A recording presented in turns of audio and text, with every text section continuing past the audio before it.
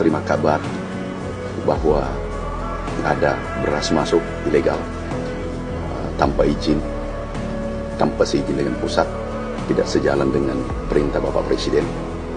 Kami langsung sehat, bangun cabut infus langsung sehat.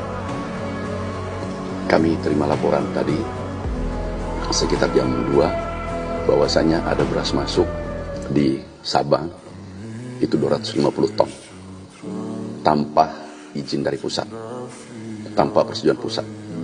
Beras kita, stok kita tertinggi, tapi ada beras masuk tanpa seizin pusat. Nah, ini dengan berbagai dalilnya, bagai teori-teori pembenaran.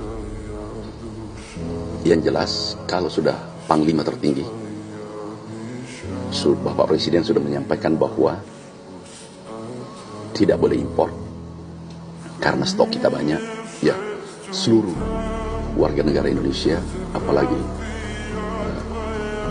aparat atau pegawai seluruh Indonesia harus patuh pada perintah Panglima tertinggi, perintah Bapak Presiden. Hari ini kami sampaikan bahwa itu kita segel dan kami minta ditelusuri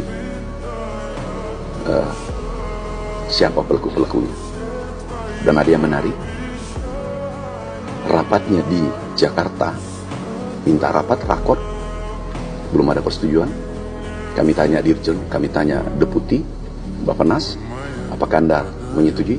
Ternyata dalam risalahnya menolak, tapi tetap dilakukan. Yang kedua, rapatnya tanggal 14 di Jakarta, tetapi izinnya dari Thailand sudah keluar. Berarti ini sudah direncanakan.